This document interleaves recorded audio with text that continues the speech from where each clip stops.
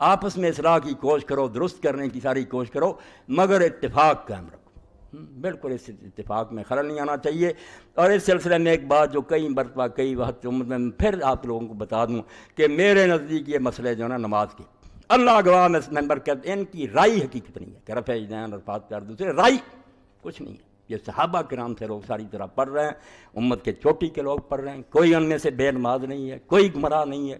ترجیح کا معاملہ ہے۔ میں سمجھتا ہوں مجھے زیادہ ثبوت ملتا فاتحہ پڑھنے کا پڑھے، دوسرا سمجھتا ہے اس کے بغیر بھی ٹھیک ہے۔ یاد رکھو میں یہاں اعلان کر رہا ہوں نماز ہے ساری امت کی درست ہے، میں اللہ کو گواہ کرتا ہوں ایک امت کا آدمی بھی نہیں جو غلط نماز پڑھ رہا، سب کے پاس یہاں حدیث ہے یا صحابہ کرام کا طرز عمل ہے، کوئی گمراہ نہیں، بالکل سارے ٹھیک ہیں، کوئی فکر نہ کرو۔ بس یہ بات یاد رکھو کہ ابو عامر حنفی اور کفال مرضی شافی ایک دور میں دو امام تھے چوٹی کے، اور کئی مرتبہ اگر کوئی فوت ہو جاتا وہاں اکٹھے ہوتے تو لوگ اس موقع کے منتظر رہتے تھے کہ یہ دو امام آئیں گے وہاں، تو اصالہ ثواب کے لیے قرآن خوانی وغیرہ یہ کول شول نہیں ہوتے تھے، لوگ افسوس کرتے تھے، دعا کرتے تھے، تو لوگ منتظر رہتے تھے کہ یہ دونوں امام آئیں گے، کوئی مسئلہ چھیڑ دو، سوال چھیڑ دو، تو پھر علم کے دریا بہتے تھے۔ امام ابو عامر حنفی دلائل دیتے، ادھر کفار لوگ کتابیں نوٹ بکیں ساتھ رکھتے، وہاں رسالے بڑے تھے علم کے۔ تو ایک دن امام جو حنفی تھے ابو عامر رحمۃ اللہ علیہ وہ جا رہے تھے، اب مغرب کا وقت ہو گیا، مسجد تھی کفال شافی رحمۃ اللہ علیہ، اور کون سے مسئلے تھے جو تم نے مسئلے بنا لیے روٹی کمانے کے لیے؟ مسئلے تھے حکومت ٹھیک کرنا، ملک میں کرپشن ختم کرنا، غریبوں کو روٹی دینا، وہ مٹ گئے، تم نے اپنا علو سیدھا کیا، تمہارے مدرسے چل رہے ہیں، روٹیاں کھا رہے ہو، یہ دین رہ گیا فاتحہ۔ تو امام ابو عامر جو تھے وہ اس مسجد میں داخل ہو گئے، کفال کی مسجد میں چلے گئے شافی رحمۃ اللہ علیہ۔ تو شافی عالم نے جب دیکھا تو مؤذن اذان کہنے لگا تھا، مغرب کا وقت۔ اب شافی لوگ جو ہیں وہ ترجیح کی اذان کہتے ہیں، ریپیٹ کرتے ہیں کہ 2 مرتبہ اشہد اللہ اللہ، 2 مرتبہ اشہد ان محمد رضا، آہستہ آواز سے کہنا، پھر پورے زور سے ایڑیاں اٹھا کر اشہد اللہ الہ الا اللہ دو۔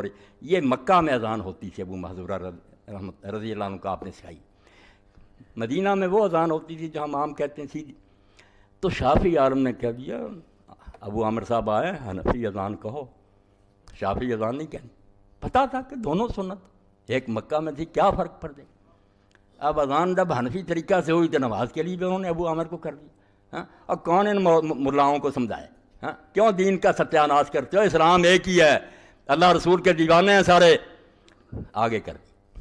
اب امام ابو عامر نے کہا اتنی میرا احترام کیا کفال نے، انہوں نے اللہ سینے پر ہاتھ، حنفی طریقہ چھوڑ دیا نا پر، آمین اونچی آواز سے کی، رفع یدین کیا۔ یہ خود واقعہ مولانا نور شاہ رحمۃ اللہ علیہ نے اور مولانا یوسف بن نوری رحمۃ اللہ نے معارف سنن میں لکھا، کتنی بڑی اونچی مثال کہ کوئی نمازوں کا نہیں بگڑتا، میں رفع یدین چھوڑ دوں وہ حنفی کر لے، کوئی اچھوت نہیں ہو جائے گا۔ سب لوگوں نے یہ شرارتیں شروع کر رکھی ہیں، کوئی بات نہیں، کوئی اللہ کا بندہ جس کے سر پر آپ قرآن رکھ دیں کہ اللہ کو حاضر ناظر کیا ہے، صحابہ کرام میں دونوں طرح کے لوگ تھے، رفع یدین کرتے تھے، چھوڑتے نہیں، مانیں گے۔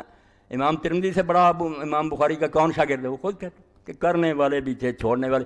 اب وہ صحابہ کرام بے دین مرے ہیں، توبہ توبہ، بے نماز مرے، اللہ سے ڈر جاؤ، بعد آ جاؤ، جو آپ کو پسند ہے وہ کرو، اور اگر اچھا کریں تو اس طرح کرو جیسے امام سفیان ابن عیینہ کرتے تھے، کسی نماز میں کر لیا کرو، کسی میں چھوڑ دیا کرو، تاکہ دل میں سے یہ نفرت اور کینہ جاتا رہے۔ آپ سمجھیں دونوں حضور کی سنت ہیں، فعلوا مرۃ وترکوا مرۃ۔ شاہ ولی اللہ فرماتے ہیں کبھی حضور کسی نماز میں کر لیتے تھے، کسی والکل سنہ، دونوں ہی سنتیں بلے کل نسل اصیل، دونوں کی بڑی گہری بنیادیں ہیں، مگر فرقہ پرست مولوی یہ بات نہیں کہے گا۔ ملا یہ جس کو کہتے ہیں نا، ہے دونوں نے گالی بنا لی مگر بات ٹھیک ہے، ملا یہی ہے تعصب ہے، تشدد ہے، دوسروں کو مسلمان نہ سمجھیں۔ تو اللہ کے لیے یہ اس سال کا میرا آخری خطبہ تھا اس خلافت کے بارے میں۔ اللہ تعالیٰ مجھے اور آپ سب کو خیریت سے رکھے، اور حکومت اسلامیہ کے لیے ہمارے دلوں میں تڑپ پیدا کرے۔ آپ اپنی نمازوں میں روئیں کہ اللہ وہ دور آئے رسول اللہ کا، ابو بکر عمر کا، عثمان علی کا، ایسا دور جس میں خلافت راشدہ ہو، خلیفہ پھٹے کپڑے پہنے، لوگوں کے مکان اچھے ہیں اس کا گرا ہوا، وہ رات کو گھومے کہ غریبوں کی خبر لے، وہ بابرکت دور زمین پر آ جائے، واشرقت الارض بنور ربہا، اور یہ زمین اللہ کے نور سے چمک اٹھے، جلوے چمکے، غریبوں کو بھی جنت مل جائے۔ اس کے لیے کوئی کوشش کرو جو اصل دین ہے۔ یہ چھوٹے چھوٹے مسئلے کوئی نہیں، یہ وقت گزاری کرے اپنی دکانیں چمکانے کے لیے ہیں۔ وآخر دعوانا الحمدللہ رب العالمین، وصلی اللہ تعالی علی خیر خلقہ محمد وآلہ واصحابہ اجمعین۔ بسم اللہ۔